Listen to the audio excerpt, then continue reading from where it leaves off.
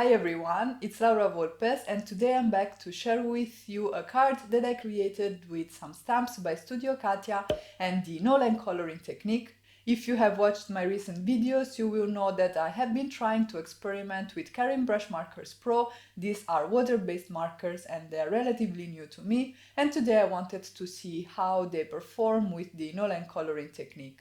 As always, if you do enjoy the video, don't forget to give it a thumbs up and leave a comment in the comment section down below. Let me know if you have tried these markers or if they are on your wish list. If you haven't already, you can subscribe for more inspiration from me, and don't forget to hit that notification bell so you will not miss any of my future videos. Alright guys, let's get started. Let's have a quick look at the products that I'll be using today. We have this beautiful Japanese Peony stamp set, which will be the focal point for the card. I used this die here for my sentiment, and that is part of the coordinating dies to the Cup of Thanks stamp set. And then for the base of my card, I used the Darling Ribbon and Frames dies, the Scallop Oblong die, the mini polka dot cover die, and lastly I used the Dotted Patterns set 3 dies. This is the set that you see on screen right now, and everything is listed and linked in the description box below. Since I'll be doing some no-line coloring with KARIN BRUSHMARKERS Pro, I'm going to use Fadeout ink for my stamping. Those markers are water-based, so I'm going to use some paint brushes and some clean water that I have here in a jar to blend them out, and then I also have a little towel to clean my brushes.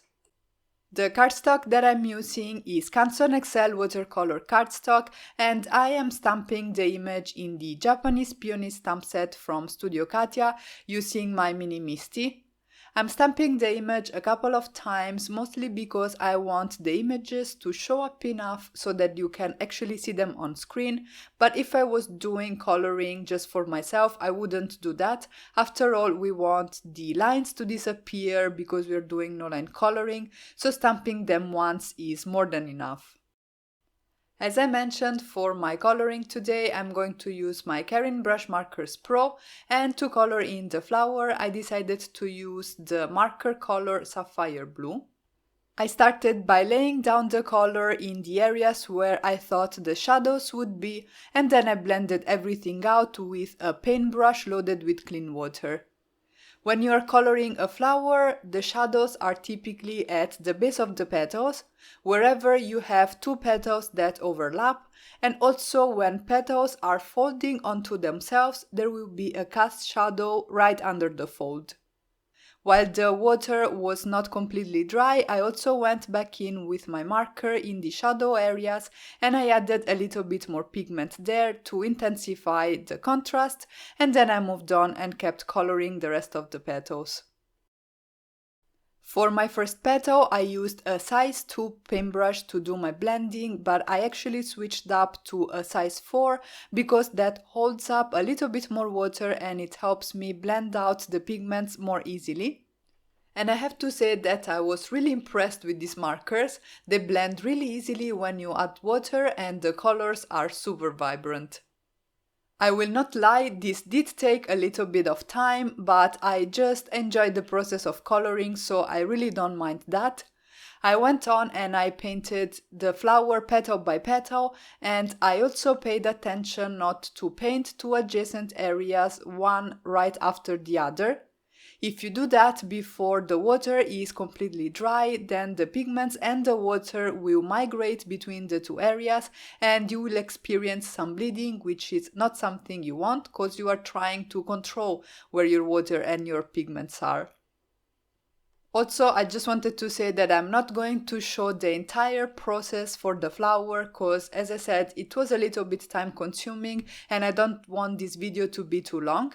I will play some music now and I will show you parts of the coloring for the flower, and then I will be back when it's time to color the leaves.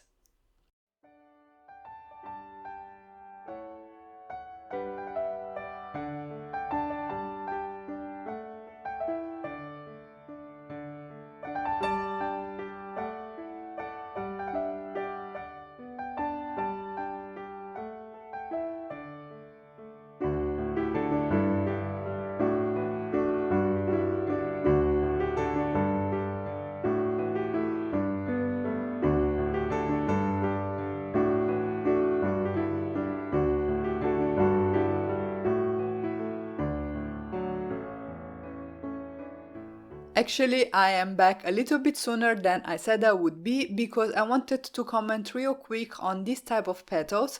So these are those petals that are folding onto themselves, and on the top part where we have the fold, the shadows will be on the higher portion of the image. If you think about this image in 3D and how the fold actually works, you will realize that that part is the one that is further away from us and therefore is the one that appears darker.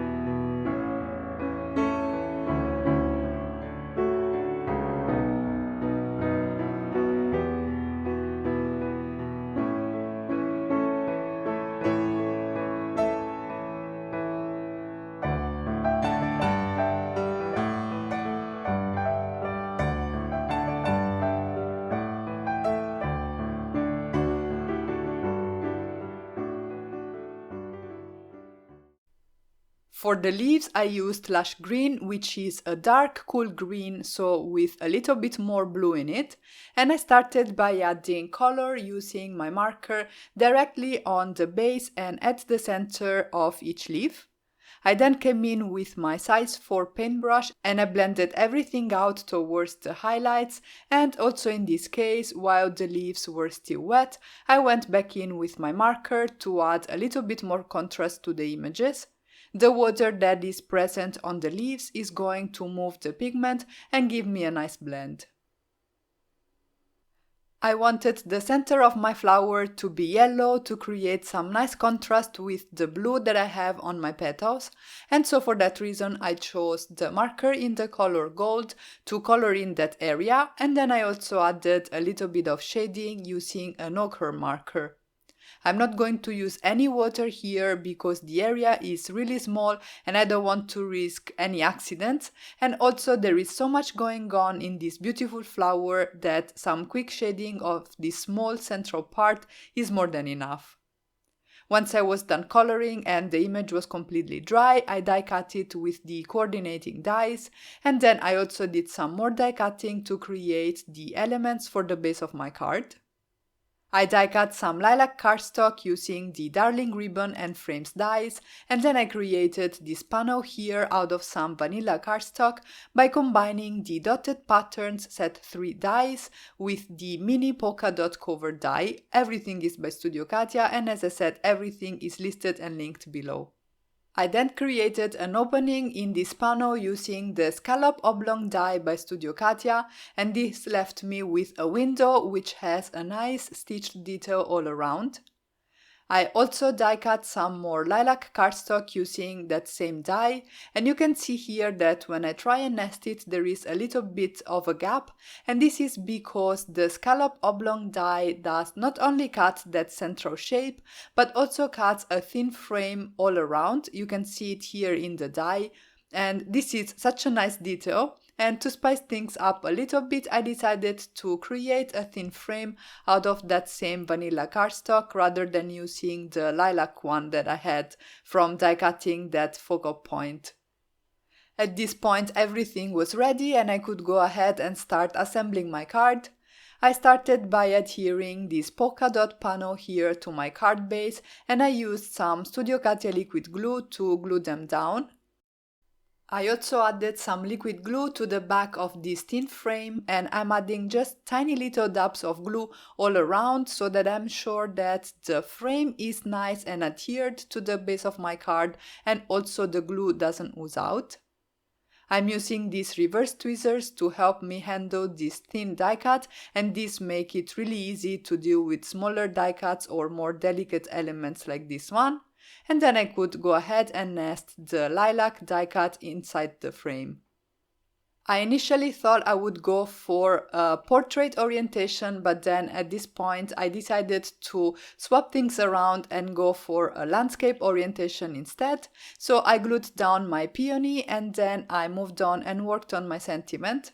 I used the coordinating dies to the A Cup of Thanks stamp set by Studio Katia to die cut some blue cardstock as well as some more Canson XL watercolor cardstock.